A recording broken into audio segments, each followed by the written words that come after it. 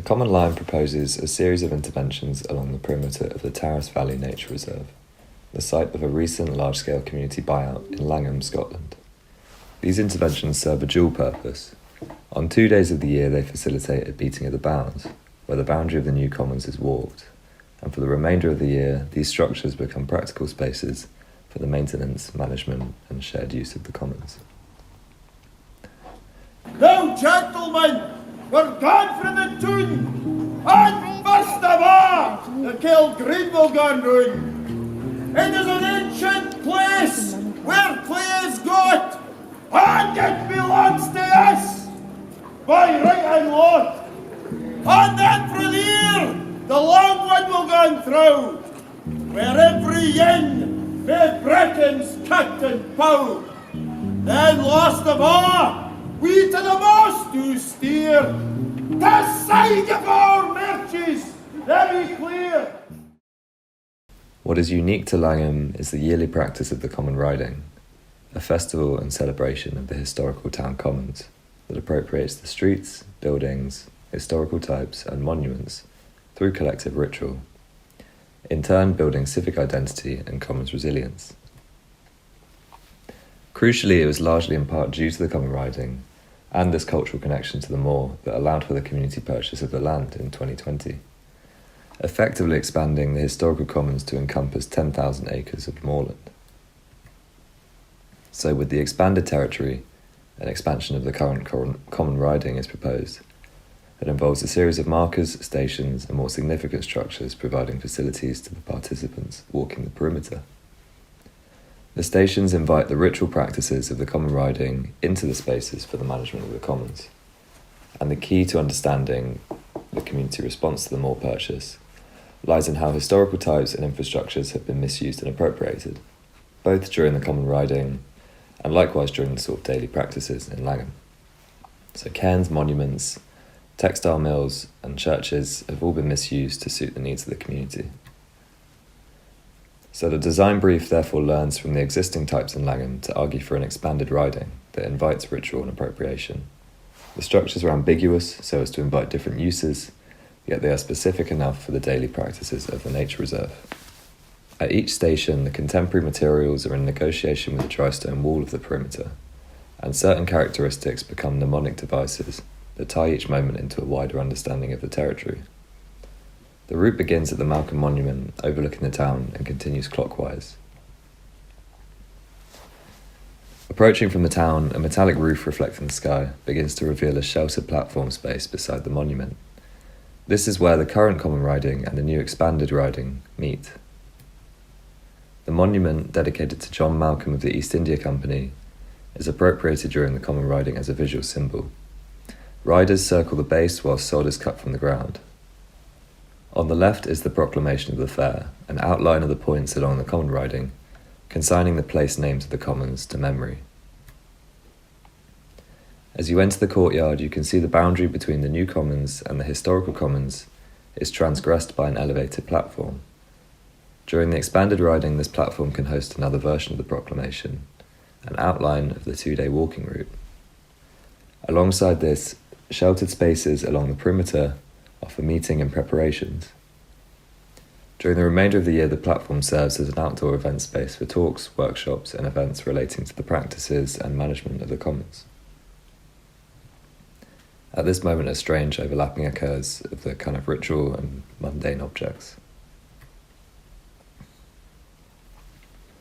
As you continue the route, following the dry stone wall around the perimeter of the nature reserve, you'll begin to notice a rhythm of markers, both serving as signage, but simultaneously providing a reminder of the wider site interventions through their materiality. And the historical appropriation of markers is a key part of the Common Riding. During the 1700s, a dispute between 3 wealthy landowners led to the dividing of the commons. Pits and cairns were built to demarcate the boundaries and required a yearly maintenance. This began on foot but was eventually carried out on horseback, which over time has led to the practice of the Common Riding as we know it now.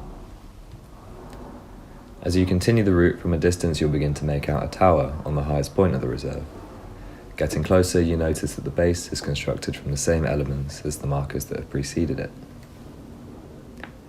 The common riding reinforces an understanding of the historical commons through visual relationships, from the town to the monument, to the cairns, and to the natural formations of the landscape.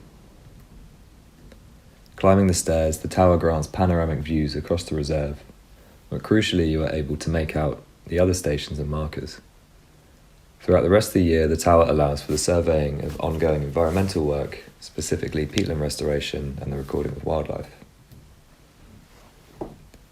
Where the perimeter is met by another wall, the function of the style is enhanced. So the same elements are used, but this time supporting a lightweight canopy that pitches towards the boundary. Next to the steps, a table is provided and a basin for the collection of rainwater. These styles give walkers a sheltered resting point, and likewise throughout the rest of the year they provide space for the workers and volunteers of the reserve to rest and have lunch.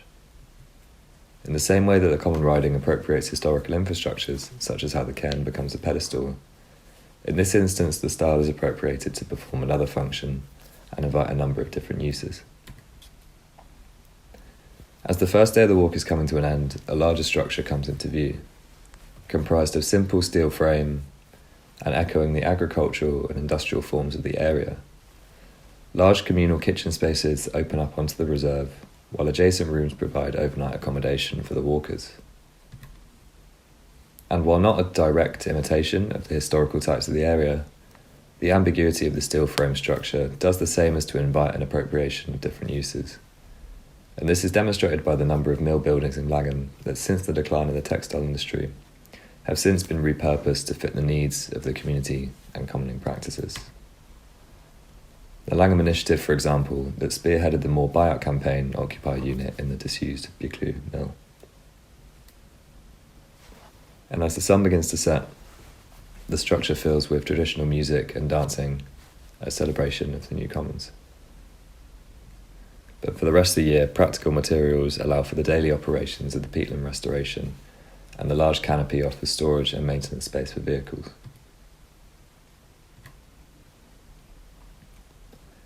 Towards the end of the second day lies a portion of commercial Sitka spruce forest.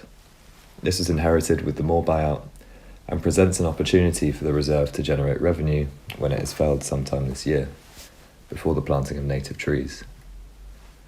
As you approach through the forest, you begin to see this translucent structure, with a tensile canopy extending to meet the perimeter dry stone wall. Underneath the canopy, a long communal dining table. At ground level, lightweight panels can be folded up to open the building out to the forest, and countertops provide space for the cooking of a communal meal. Above the kitchen, a thermally enclosed classroom accommodates classes on the practices of woodland management, while the large ground floor space is adapted as a workshop. And here, once again, the ritual of the common riding and the labour of the commons are syncretised. As the forest is cleared around the building, a metal grate around the perimeter of the building remains as a permanent opportunity for a variety of different uses. And so the project asks how commons resilience can be built through collective practice, by inviting the ritual practices of the common riding into the spaces for the management of the commons. The architecture becomes ambiguous. The repetition of elements and the continuity of contemporary materials helps to reinforce the identity of the new commons as a space with distinct practices, and crucially the syncretizing of ritual during the expanded riding and labour throughout the rest of the year suggests a way for rural communities to establish and build commons resilience under the continual threat of privatisation.